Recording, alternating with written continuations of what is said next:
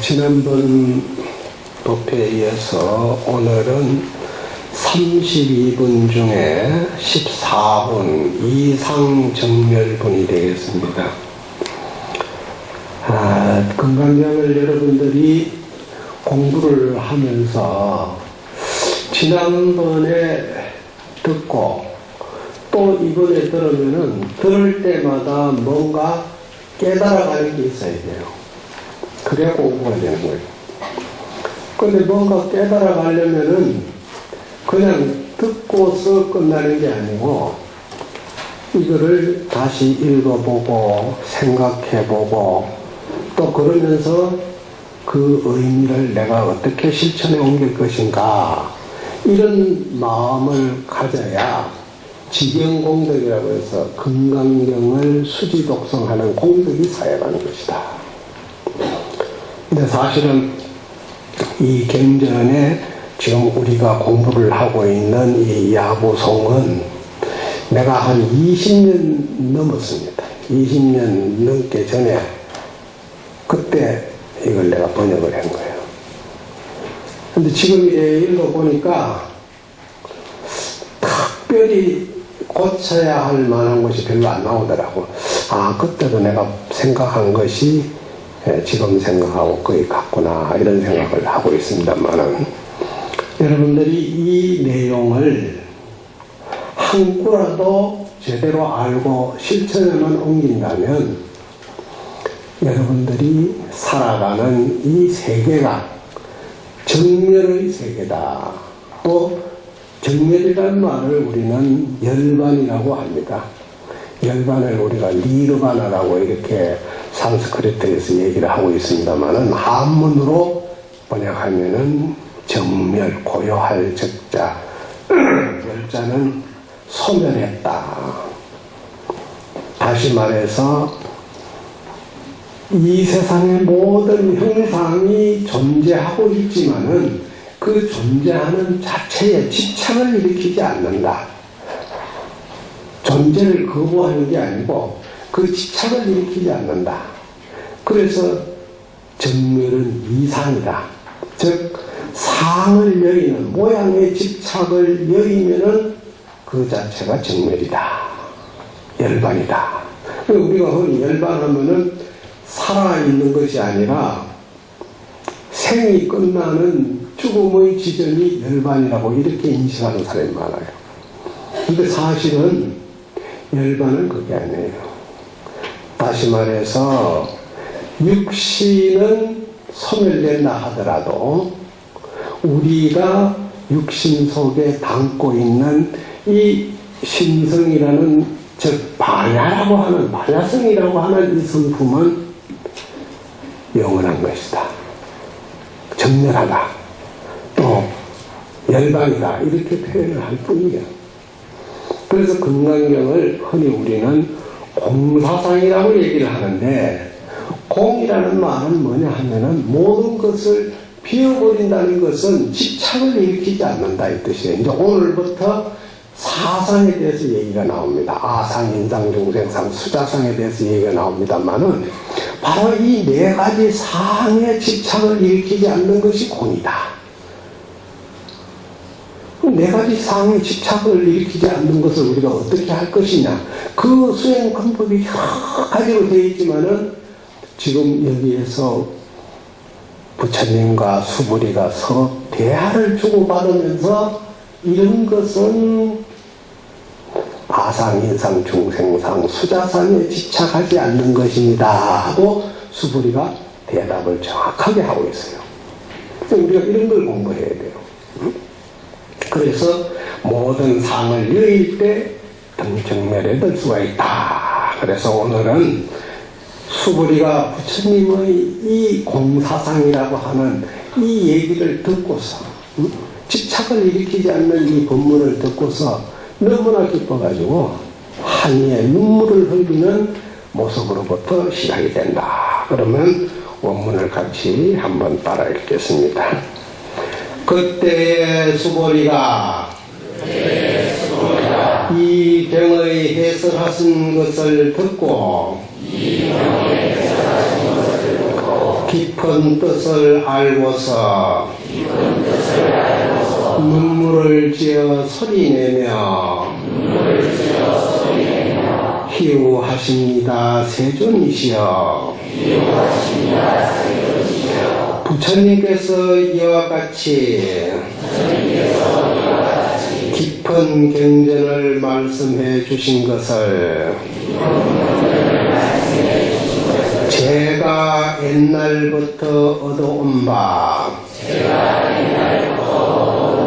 해안으로도 일찍이 이와 같은 경전을 얻어 듣지 못하였습니다. 해안으로도 부처님이 지금 말씀하신 이런 깊은 심오한 이치의 경전 내용을 듣지 못했다고 하면서 눈물을 흘렸다 이렇게 나오고 있습니다. 근데 이 말은 뭐냐 하면 우리 중생은 근본적으로 지혜가 부족해요. 그래서 눈물을 흘려야 할 정도로 감동을 받을 수 있는 기회가 없어. 감동은 어떤 데 일어나느냐? 정말로 진심으로 거짓이 없는 순수한 그 마음이 갖춰져 있을 때 감동이 일어나는 거예요. 그러니까 감동이 일어나는 사람 치고 악인이 하나도 없어요. 사람 해치기 위해 가지고 성내는 사람이 눈물 흘리는 사람 봤어? 우리가 살아가는데 일상생활 속에서 흔히 감사합니다 이런 말을 많이 쓰고 있습니다. 근데 감사합니다 하는 거는 형식으로 하는 거야.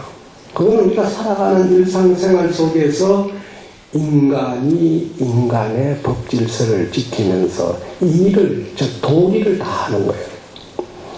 그런데 마음으로부터 일어나는 그 감동은 표현이 안 돼요. 표현이 안 돼요. 여러분들 중에 부처님의 경전을 읽어보면서 눈물을 흘리본 사람이 있어요? 감동을 받아가지고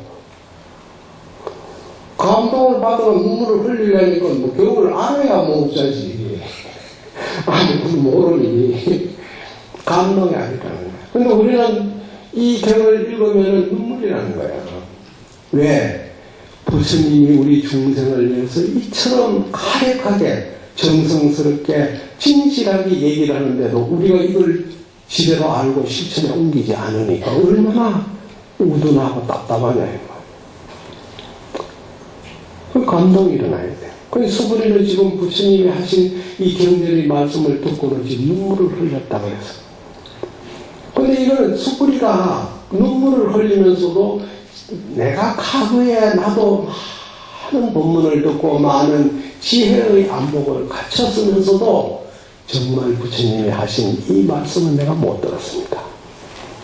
그럼 우리가 딱 줄여서 얘기하면은 금강경은 기본적으로 상공사상이라고 합니다. 세 가지가 공해야 된다.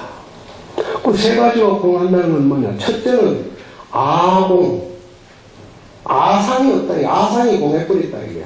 비어버렸다 이게. 근데 이 세상에 우리가 살아가는데 아상으로 인해서 탐심, 진심, 치심이 생기는 거예요. 아상이라는 이것 때문에 탐진치, 삼독심이 생겨요. 그런데 이게 공했다는 건 뭐냐? 삼독심에 물들지 않는다 이 말이에요. 응? 그게 하나야. 그 다음에 두 번째는 뭐냐? 덕공. 즉 나를 상대로 한 대상까지도 집착을 일으키지 않는다 이게. 그 대상까지도 공했다.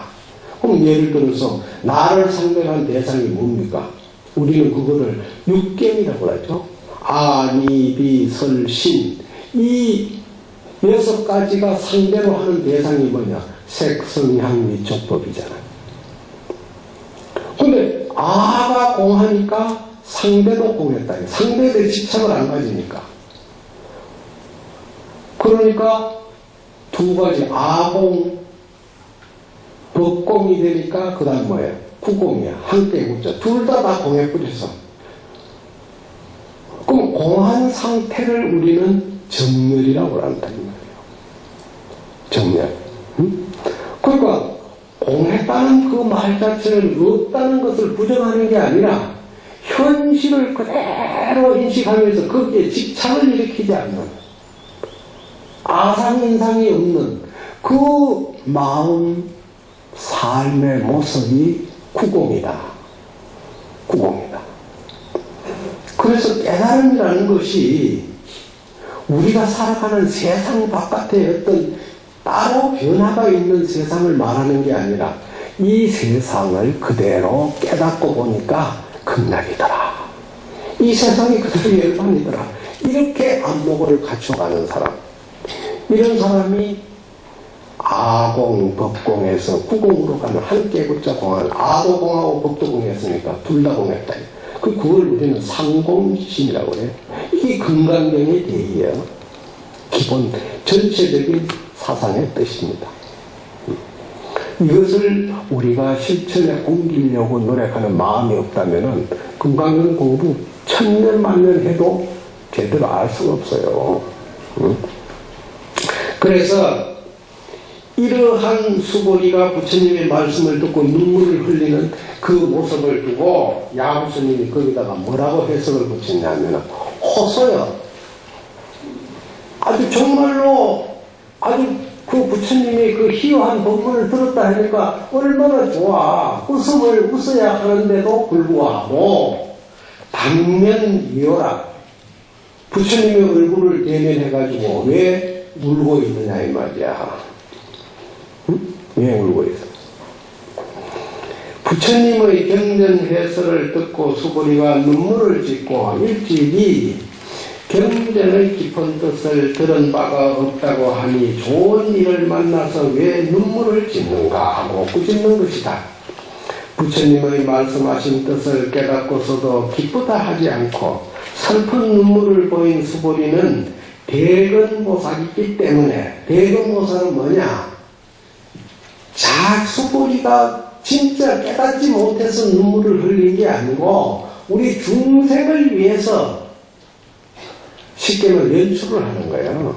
즉 부처님과 수고리가 대답을 주고받는 것은 수고리의 마음과 부처님의 마음이 분리되어 있는 게 아니라 두 양반이 다 깨달은 사람이에요. 대근보살이야 수고리가. 그런데 우리 중생을 위해서 지금 연출을 하는 거예요. 그런 모습을 짓는 거예요.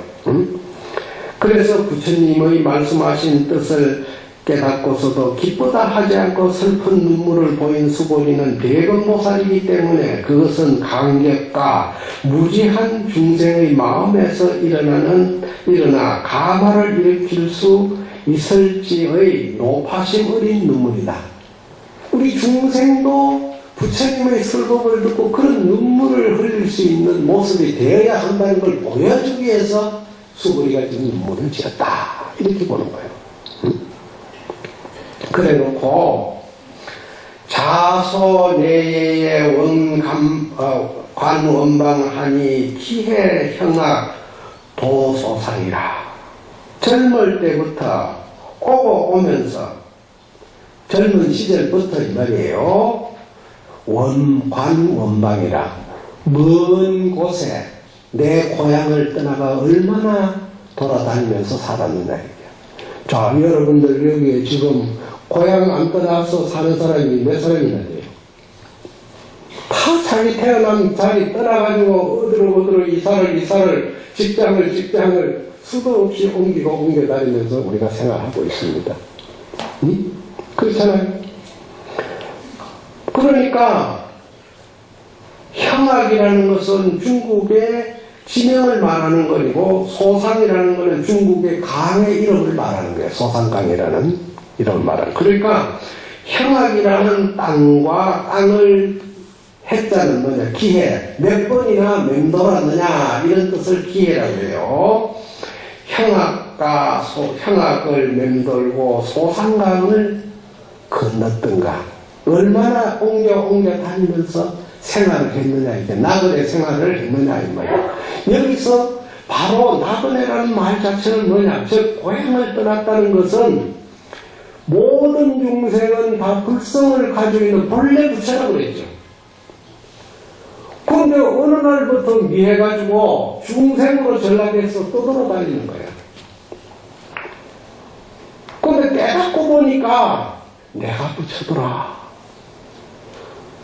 그것은 뭐냐, 마치 나그네가 돌고 돌아서 다니다가 결국 자기 고향에 와가지고 여기가 내 고향이 맞구나 확실하게 느끼는 것을 깨달음에 비유한 겁니다. 그러니까 우리가 중생으로 살아가는 것은 마치 오늘날 수많은 사람들이 수많은 땅덩어리를 밟으면서 옮겨 다니면서 사는 이 모습과 다름없다 이게 미했다는 것은. 그러니까 야구 스님이 우리가 깨닫지 못하고 중생으로 살아가는 모습을 그렇게 비유해서 얼마나 형악 땅을 맴돌고 소상강을 건넜던가.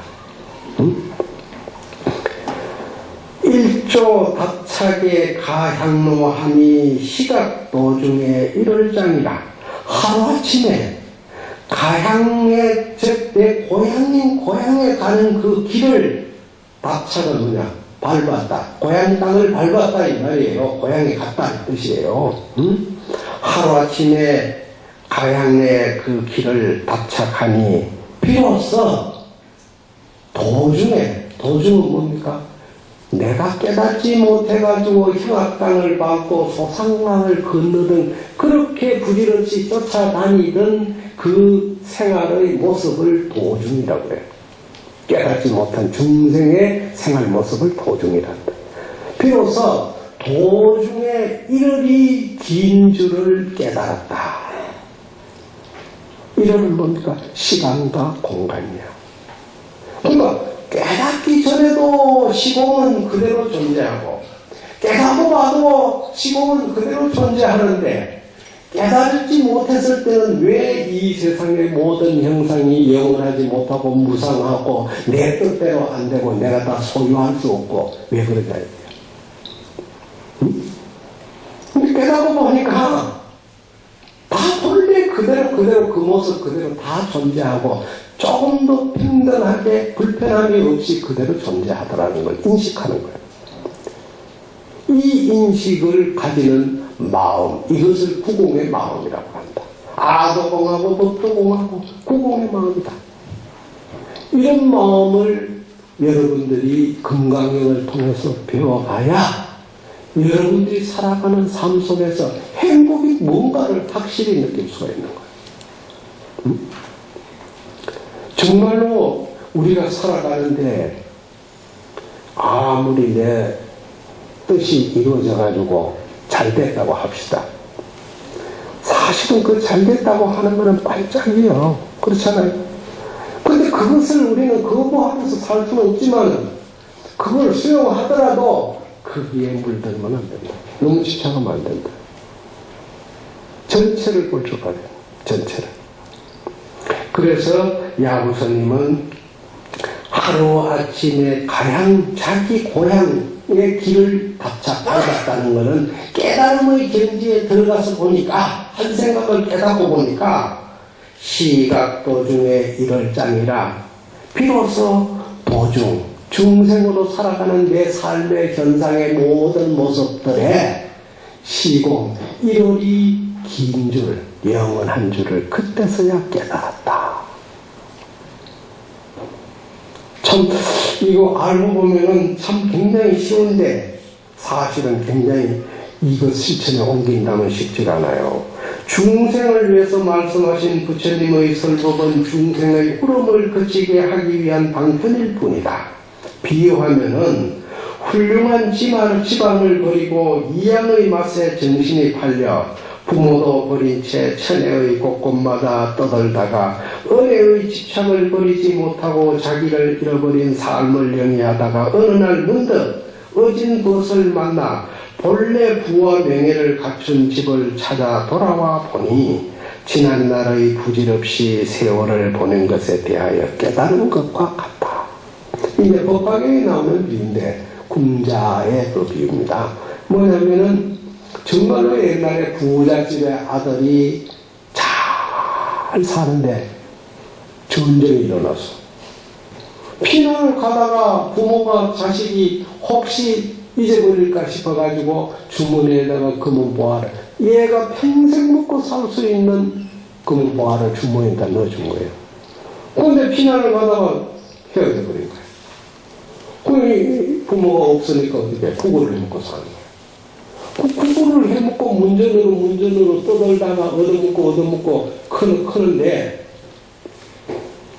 어느 날 자기 집을 갔는데 이 녀석은 집을 모르지. 부모를 몰라. 근데 부모를 보니까 자식이 아는 거예요.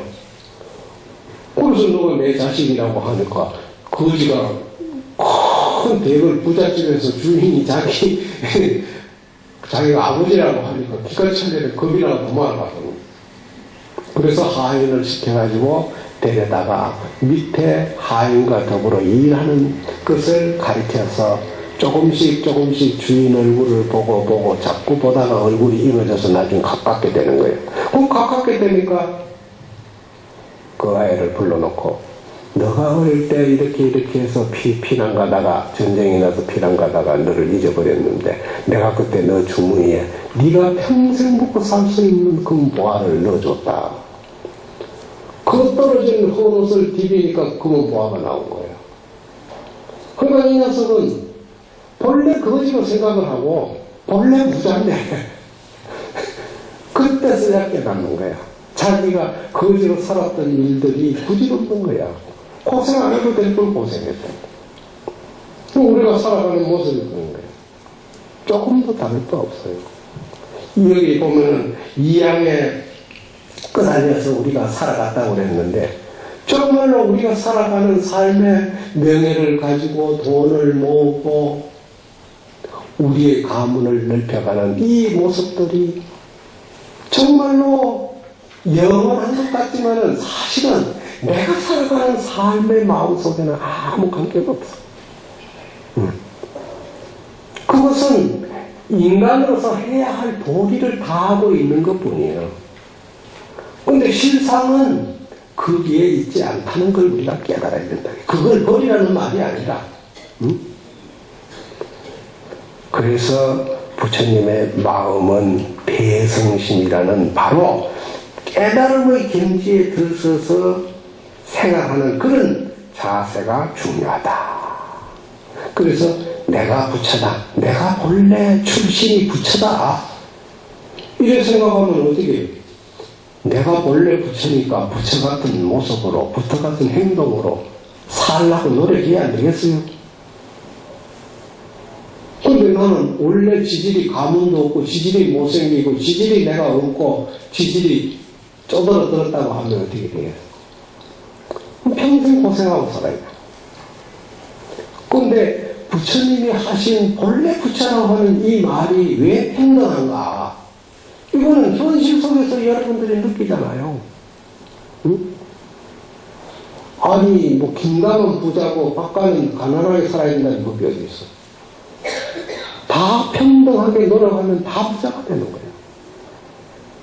그것이 바로 부처님의 대성심, 우리의 공사상을 일러주신 말입니다. 그래서 젊어서부터 먼 곳을 돌아다닌 습관이 형악당과 소상강을 몇 번이나 반복했는가를 묻고 있는 것은 수고리의 눈물이 참회의 눈물임을 해석하여 한 말이다. 참회의 눈물이다. 그건 뭐냐? 부처님의 말씀을 수구리가 듣고 보니까 자기가 지난날에 깨닫지 못하고 방황했던 그 길들이, 삶의 모습이 쫙 비춰오니까 참 내가 왜 이렇게 살아왔다. 그때 해안의 눈물이야. 근데 우리 중생도 그런 감격의 마음을 불러일으킬 수 있는 자세가 되어 있어요. 그건 뭐냐? 아상인상, 아도 공하고 법도 공하는 상태가 돼야 그 감격의 눈물이 나오지. 아상이 꽉 차 있는데, 선독심이 꽉 차 있는데 무슨 감격의 눈물이 나와? 내가 이 경을 얘기하면은 지금 여기서 구석구석에 눈물 흘리는 사람이 나와있는데 전부 다 보니까 눈만 말다 해. 눈물 흘리는 사람이 한 사람도 없습니다. 응? 그러나 이 자리에서는 그런다 하더라도 여러분들의 이 경을 자꾸 듣고 있고 이 뜻을 알려고 하면은 어느 순간에 혼자 그렇게 앉아서 그 한이의 기쁨에 젖은 눈물을 흘릴 때가 있어요. 응? 그래야 아상, 인상을 소멸시킬 수가 있습니다. 응? 그래서 가향로는 장부의 본분반야를 말했다. 즉 누구나가 본래부터 갖춰진 본분반야, 응? 본분반야. 근본 그 마음의 지혜가 다 갖춰져 있다 이 말이에요. 이것은 누구나 가지고 있는 마음의 길이다. 자기의 마음길을 찾아서 걸어가다 보면은 탐진치 속에 헤맨 지난날이 무상함을 느끼지 않을 수 없다. 이러한 경계에 다다라서는 세월이 유수처럼 흐르고 이러리 교차하는 것이 결코 슬프고 절망적인 것만은 될 수 없다. 오로지 변화무상한 시간 속에서 영원한 진리의 강명이 공간에 가득할 뿐이다. 자, 보세요. 슬픈 사람에게도 이러리 존재하고 기쁜 사람에게도 이러리 존재하고 깨달은 사람에게도 이러리 존재하고 미안 사람에게도 이러리 존재해. 그런데 똑같이 존재하는 이를 보는 사람에 따라 다 달라. 어떤 사람은 슬프고 어떤 사람은 즐겁고 어떤 사람은 감격해서 울고 어떤 사람은 있으나 마나한 거예요. 있으나 마나. 우리는 그렇게 살아가고 있어요. 그러니까 진리는 변함없이 그대로 그 자리에 존재하고 있건만 우리가 살아가는 삶의 모습은 100년 전과 지금과 엄청난 차이를 보이고 어제와 오늘이 또 다르고 내일이 또 다르고 이렇게 다르게 살아가잖아. 그런데 다르게 살아가는 이 자체를 우리는 부정할 수가 없어요. 이걸 수용하면서도 변하지 않는 이르의 영원성을 우리가 깨달아야 돼. 그런 마음을 가지고 살아요.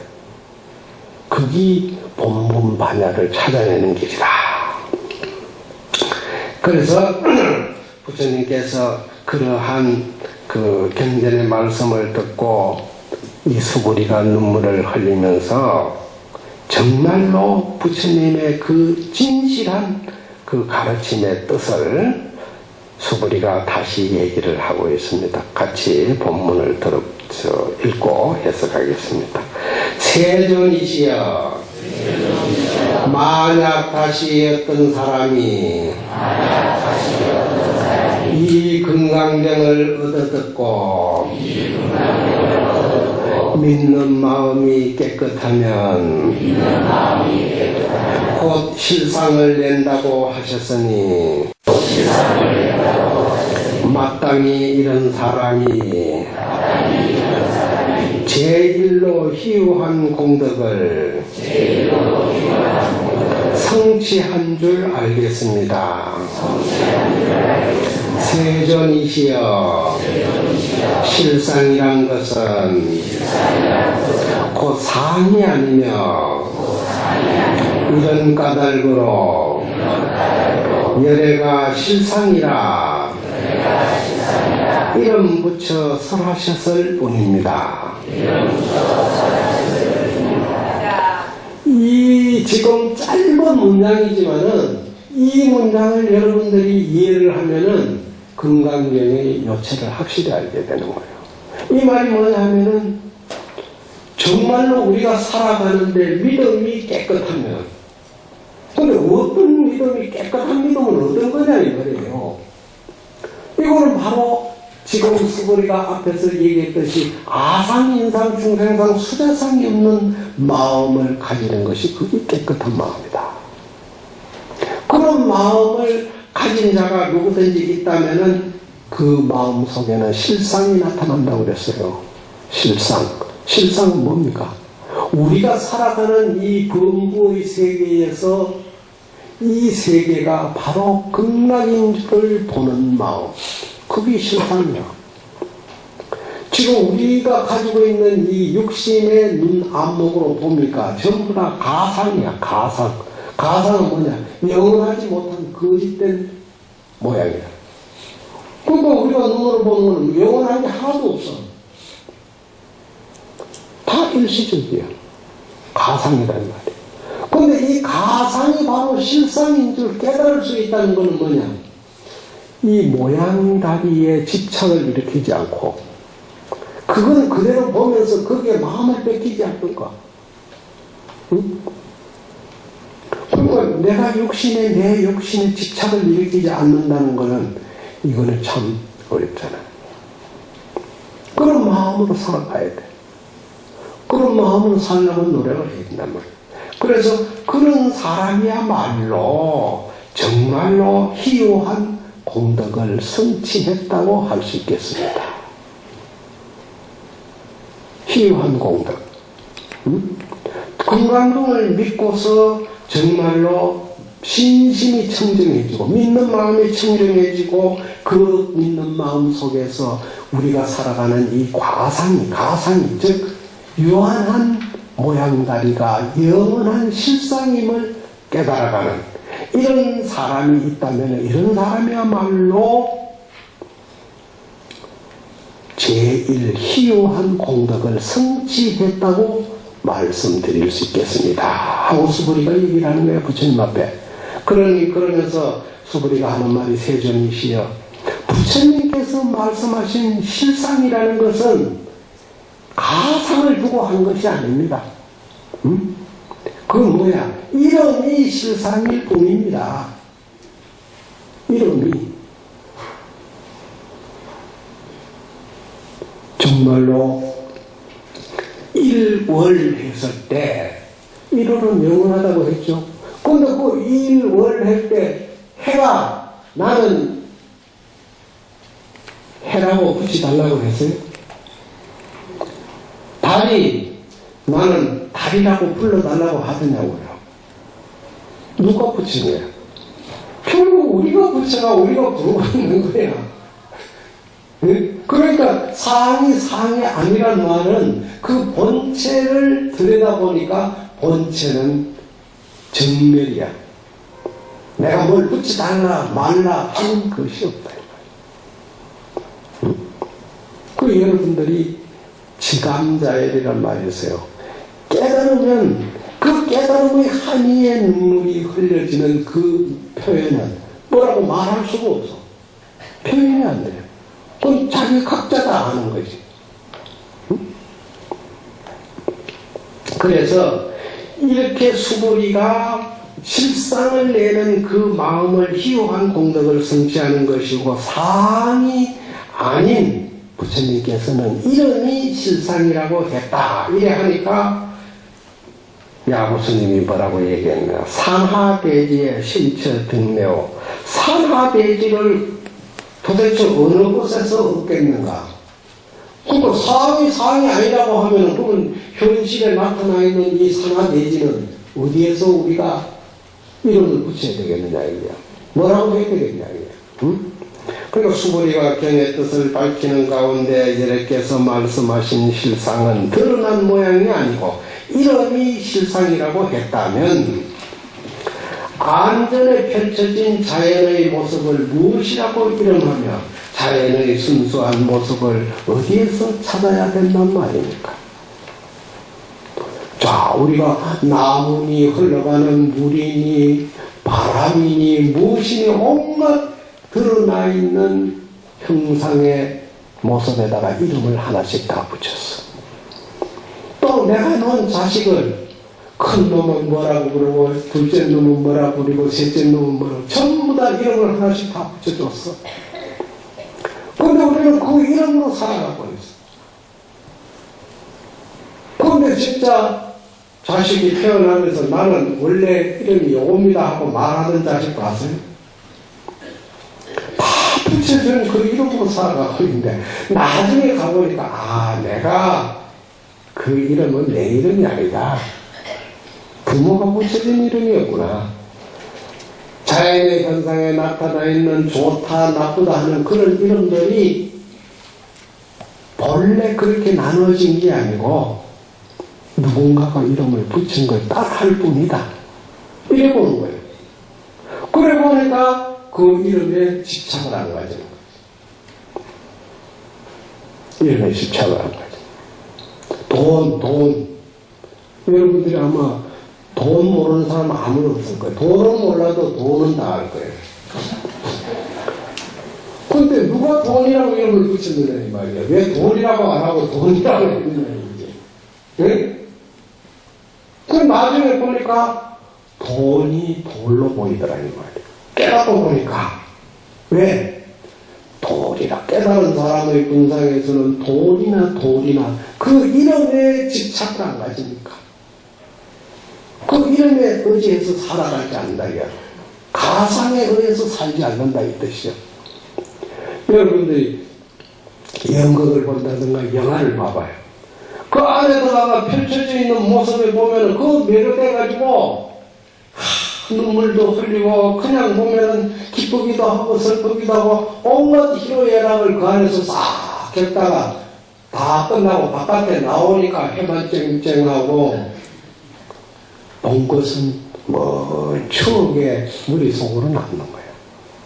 그때서야 깨닫는 영화관에서 내가 안 울어도 될 거를 왜 울었느냐 이 말이야.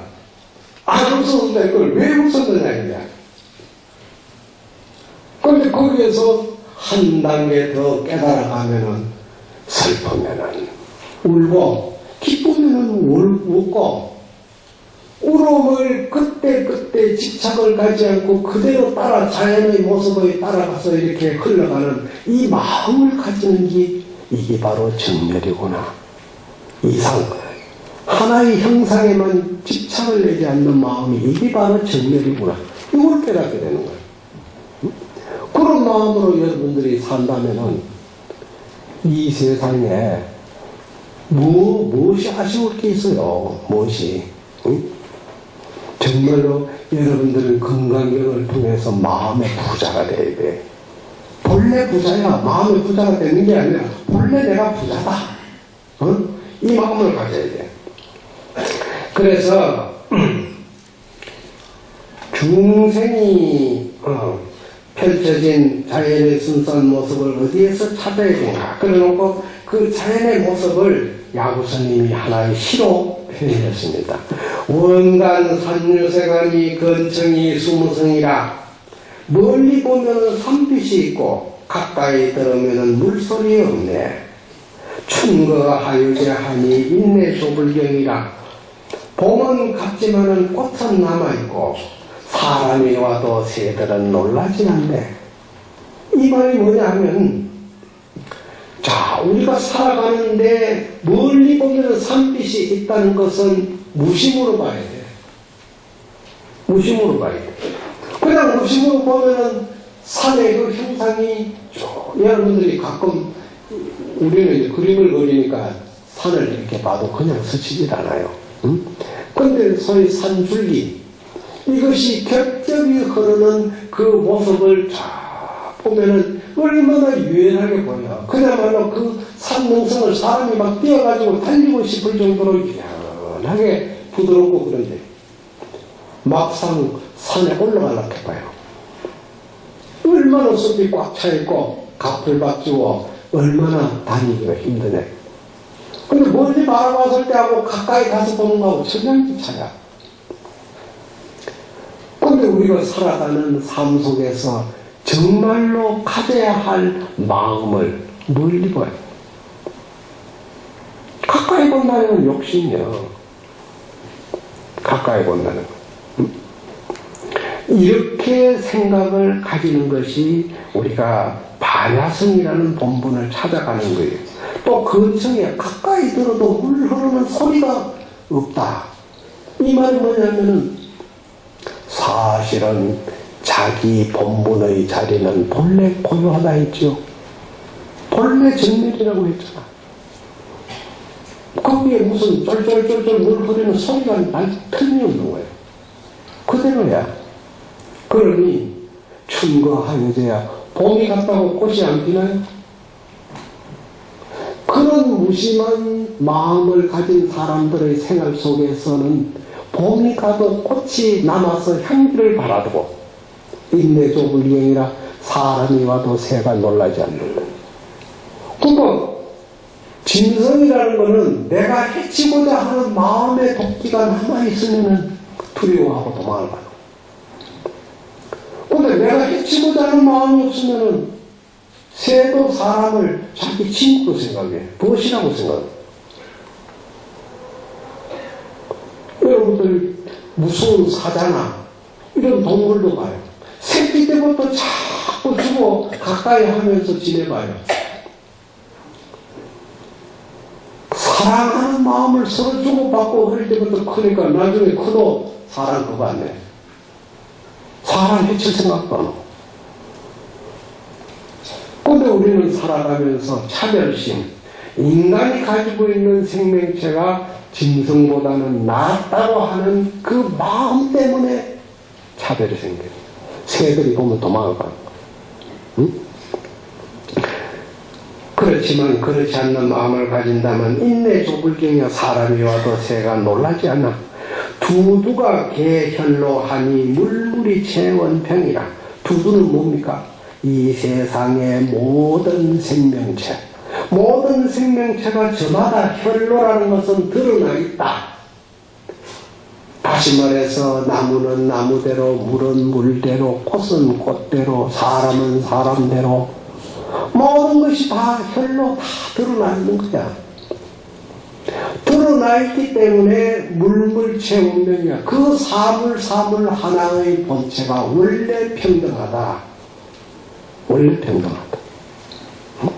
그 사람도 살아가는 모습이 너무 다양하잖아요. 보면은 어떤 사람은 시골에 가가지고 평생 동안 야생아처럼 남이 알아주든 말든 자기 삶에 충실하면서 기쁨을 누리면서 일생을 마치는 사람이 있는가 하면, 어떤 사람은 돈을 주고서라도 명예를 사가지고 그 이름을 남 앞에 내세우면서 가시하고 뭔가 남에게 인정을 받고 이렇게 사는 사람이 있어. 별의별 삶이 다 있는 거야. 그러니까 물물이 최원편이야. 그 모양다리마다 본체가 원래 평등하다는 것은 자기 본성대로 산다 이 말이에요. 응? 그렇게 그것을 인정을 한다면은 여하언불례야 어떻게 알지 못한다고 말하겠는가? 여러분들이 실상 생활하는 그 삶을 들여다보면은 그 이상 이하도 하는 깨달음의 경지도 우리가 살아가는 삶의 속에 있고, 깨닫지 못해서 어리석게 살아가는 모습도 우리 생활 속에 그대로 존재하고 있다. 그러니 어떻게 모른다고 말하겠느냐 이 말이에요. 응? 그 속에서 깨달아가야 된다 이게. 마치 연꽃이 진흙을 벗어나서는 맑은 향기를 바랄 수가 없다. 그럼 사바가 건강이 사바라고 하는 이런 인식의 존재를 이 건강경을 통해서 우리는 깨달아가야 됩니다. 그래서 여하음불에 어떻게 알지 못한 불해라고 알지 못한다고 말하겠는가? 지위태분명이라. 다만 너무나 분명한 것은 너무나 분명해. 부처님 복은 특별한 게 아니에요. 아까도 얘기했잖아요. 부처님은 중생의 울음을 거치기 위해서 49년 동안 방편으로 말했다. 방편은 뭡니까? 진상을 표현한 내용이 아니라 이 세상의 상의 집착을 떠나게 하는 마음을 갖게 하기 위해서 말씀을 하신 것이다. 그래서 중생이 가지고 있는 망견으로서는 소리와 모양에 치우쳐 실상을 볼 수 없다. 그러나 깨달음의 실견으로는 실상이 먼 곳에 있지 않다. 산빛이 보이고 물소리 없이 고요함을 느낄 때 산하 조가의 모습이 그대로가 평등한 것이다. 따라서 수구리가 말한 실상을 상이 아니라고 하는 뜻을 모른다고 할 수 있겠느냐 이게요. 상이 아니라고 하는 그 이치를 여러분들이 모른다고 한다면 건강경 공부를 우리가 한 의미가 없어요. 응?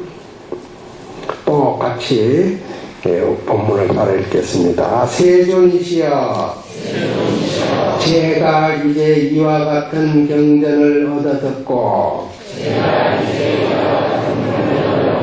믿어 알고 받아 가지는데 좋기 어렵다고 하지 않지만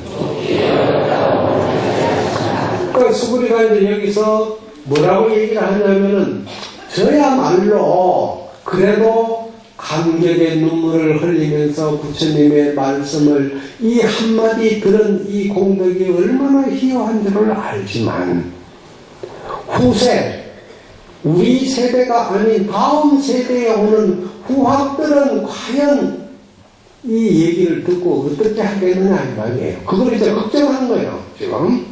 그러니까 야부스님께서 이 모습을 두고 약부덕 후어하면은 전하가 야 나누니라. 만약 후의 말을 얻지 못한다면은 앞의 말을 또한 원만하기가 어렵다. 나누니라는 것은 확실하게 인식하기가 어렵다.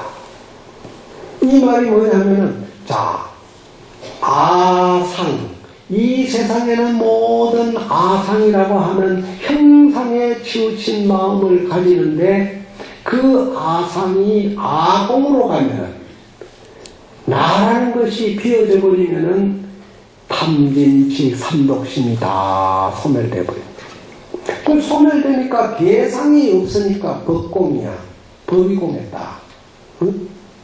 그러니까 이 말을 여러분들이 확실히 깨닫지 못한다면은 정말로 부처님이 왜 우리 중생을 위해서 설법을 했는지 그 이유를 알기 어렵다 이 말이에요.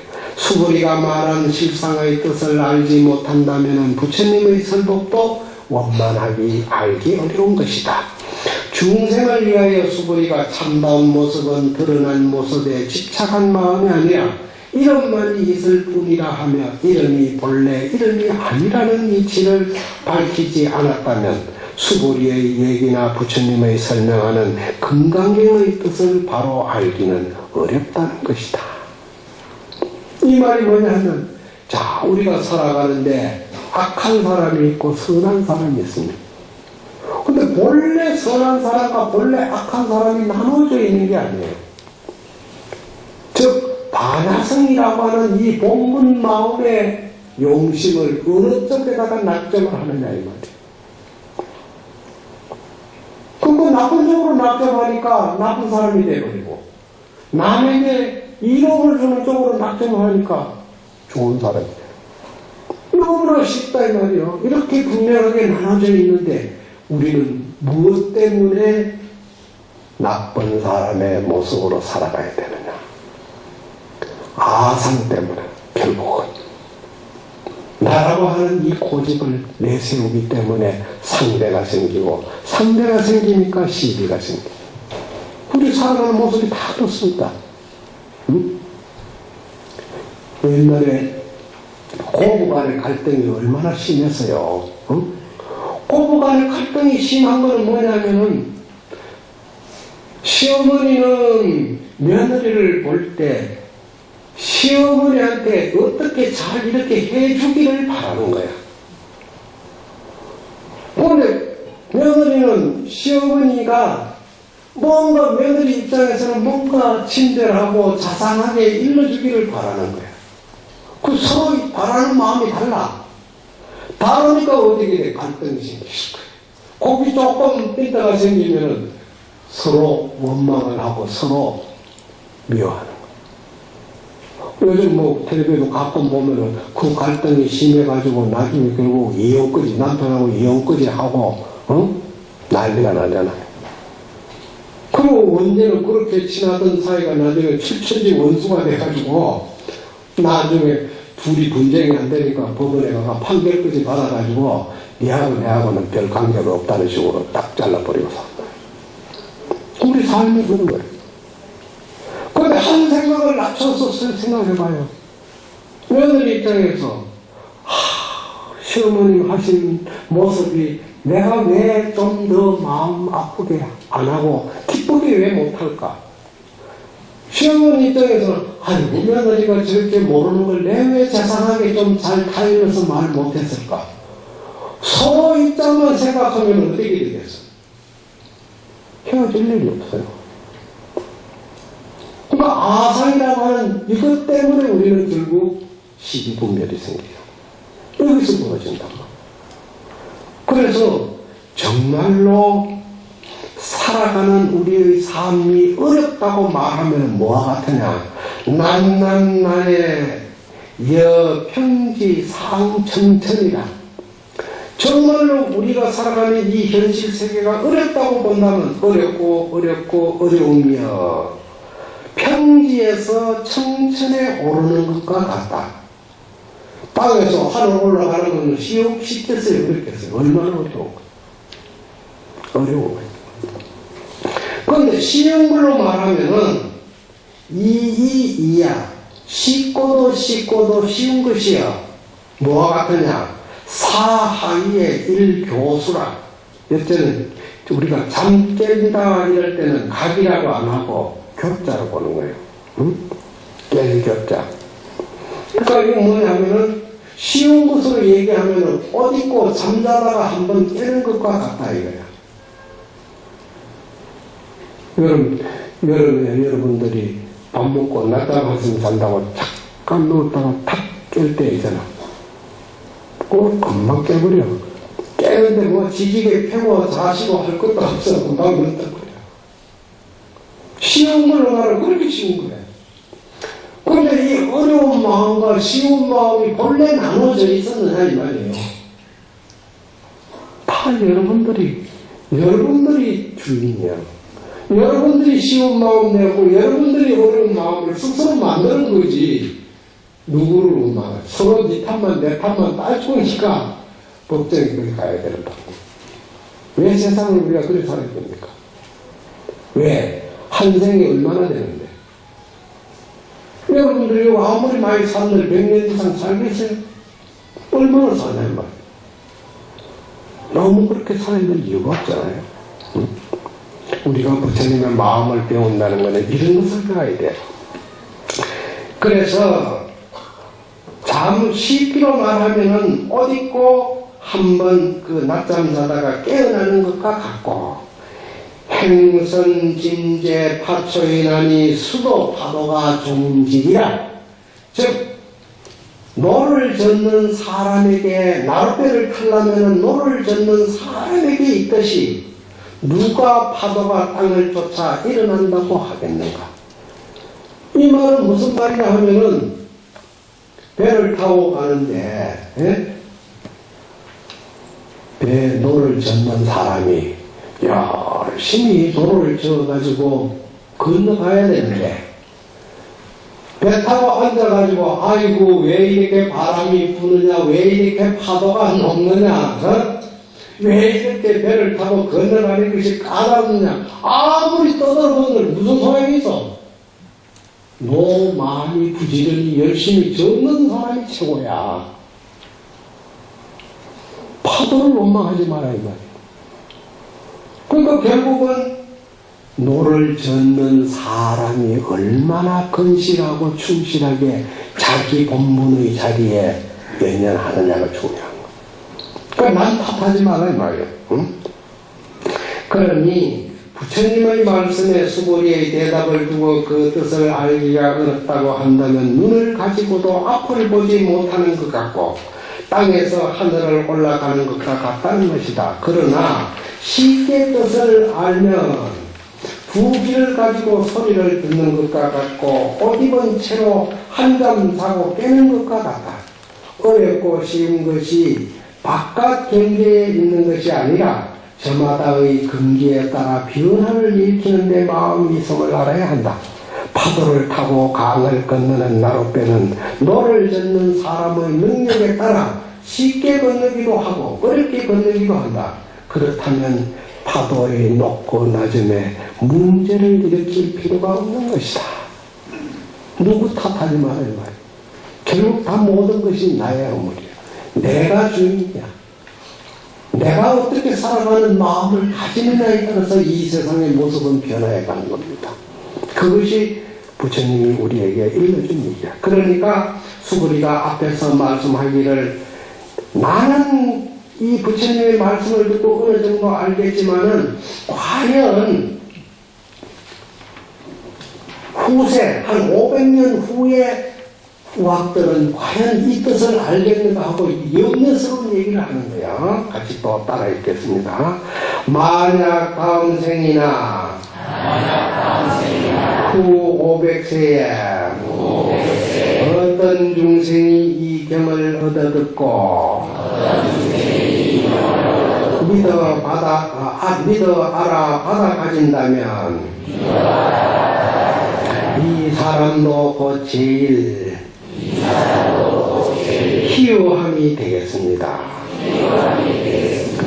그러니까 지금 수구리가 부처님 앞에서 차치고 붙이고 다 해. 자기가 묻고 대답하고 다 결론까지 내버리는 거예요. 부처님이 하실 말씀이 없어. 너무나 이 수구리는 소위 해공제일이라고 그래. 공에 대한 이치를 확실하게 알았다 이 말이에요. 그래서 해공제일 수구리 존자라고 하잖아요.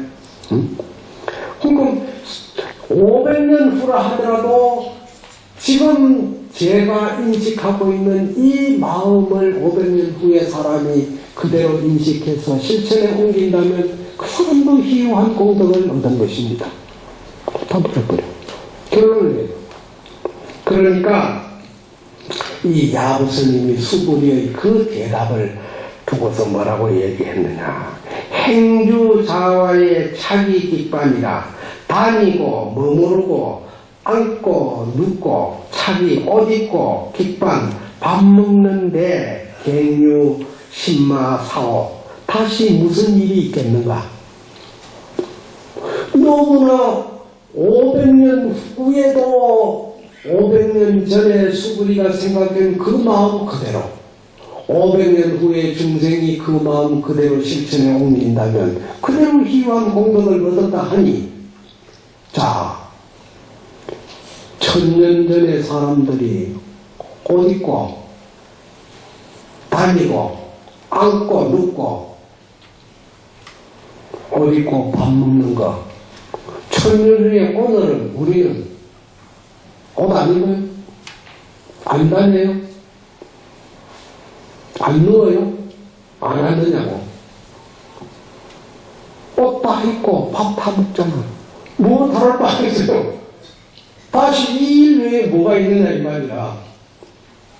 그대로 그 모습 1000년 전이나 오늘이나 똑같이 우리가 지금 하고 있는데 1000년 전의 사람의 마음과 오늘의 우리가 쓰는 이 마음은 같은가 다른 거예요. 네? 같아요 달라요?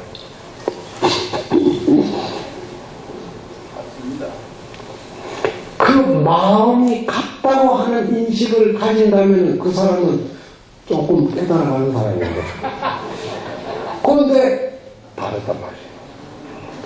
그런데 사람들은 사람처럼 욕심이 별로 없었어. 욕심이 없는 대신에 뭐가 인정이 있어서 나눠볼 줄 알고 함께 갈 줄 알고. 근데 요즘 사람들은 뭐예요? 옛날에는 이웃이라는 게 있었잖아요. 한 마을의 사람들이 문을 서로 열고 음식이 나오면 나눠 먹고 왔다 갔다 하면서 어려우면 도와주고 이런 살아가는 삶의 인정이 있었지만 요즘에는 아파트 문 창 열고 들어가면 그 들어가는 순간부터 외부하고는 뭐든지 단절돼 버려. 자기만 존재하는 거야. 자기 가족만 존재하는 거야. 이웃이라는 게 없어요. 이것이 우리가 살아가는 현실에 극복해야 할 문제입니다. 우리가 과학이 아무리 발전이 되고 의학이 아무리 발전이 되고 우리가 살아가는 경제가 아무리 부흥이 돼서 모든 것이 윤택하고 다 잘 됐다 하더라도 과연 우리의 마음은 행복한가 이거예요. 과거보다도 1000년 전보다 다 잘 됐다면 우리 마음은 행복해야 되는데 왜 그러지 못하느냐 이 말이에요. 왜 번민스럽고 왜 더하냐 이거예요. 제가 얼마 전에 다도 모임에 가가지고도 얘기를 한번 했습니다만 오늘날 툭 하면 사람이 사람을 해치는 세상이 돼가지고 겁이 나가지고 사람 많은데 다니기도 무서울 정도야. 응? 왜 세상이 이렇게 각광하게 되는 이거는 뭐냐? 인간이 살아가는데 자연 용서가 없어서 그래. 자연의 아름다운 모습을 내 마음에 담고자 하는 시간적 여유가 없어. 전부 다 자고 나면은 주머니에 깨차고 다니는 것은 지갑은 말할 것도 없지만은 지갑 없이 다니는 사람은 있을지 몰라도 스마트폰 없는 사람은 없을 거예요. 이거 주머니 손에 쥐고 이거 뭐 금이 나오는지 뭐가 나오는지 무슨 뭐가 나오는지 뭐 매일 연만 들고 뭐 쳐다보고 왔는데 아니 식당에 가면은 가족끼리 모처럼 왔으면은 좀 이렇게 단란하게 서로 얘기도 하고 뭐 이래야 될 텐데 엄마 아빠 아들 내외 다 각자 전부 다 폰들하고 정신이 음식 나올 때까지 그거만 보고 앉는 거야. 그 음식 나오면 음식 먹고 먹으면서도 또 쳐다보네. 왜 이 세상을 우리는 그래 살아야 됩니까? 여유가 너무 없어요. 그런 정서가 없으니까 쉽게 말해서 혼이 뺏긴 거지. 내 본심을 들여다볼 수 있는 여유가 없는 거야. 그래서 여러분들이 찬잔을 마시는 이유는 뭐냐?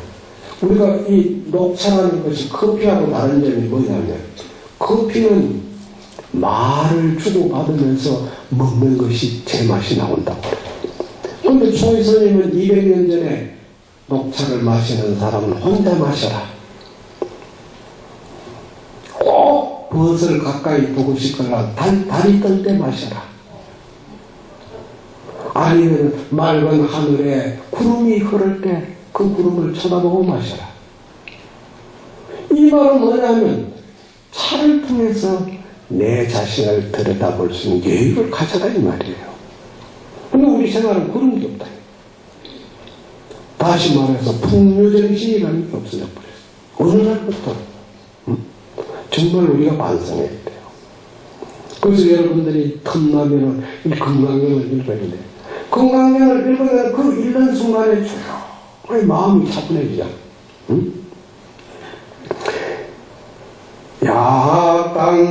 야땅내세호 백세기후 중생동시경 신신적영신 자기제일희 이 경전을 쭉 읽으면은 모든 번뇌망상이 다 잘라지는 거예요.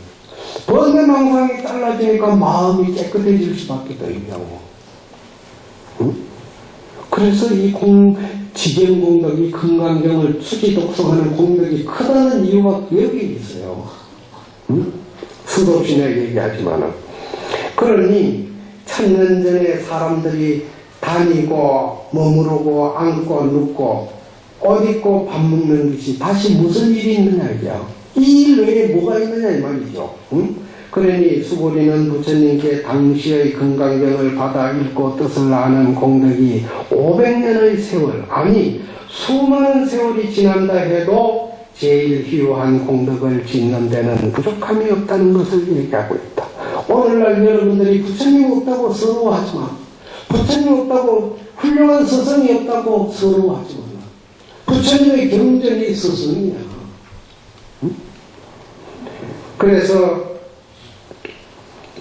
이것은 참다운 불법이 어디 있는가를 말하는 것이다. 야부스님은 그것은 먼 곳에 참다운 불법이 있는 것이 아니라 다니고 쉬고 앉고 누워 자는 것과 옷 입고 밥 먹는 일용생활 속에 있음을 말하고 있다.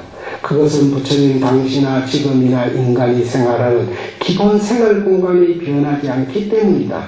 금강경을 믿고 알아받아 가지는 생활이 일용 속에서 이루어진다면 바로 희유한 법을 찾을 필요가 없는 것이다.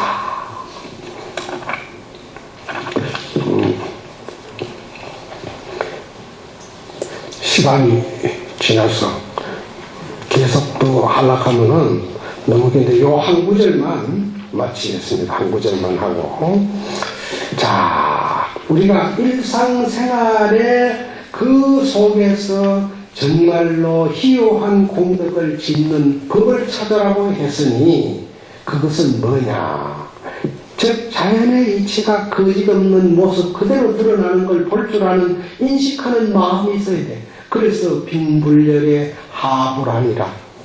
얼음은 뜨겁지 않고 불은 찹지 않다.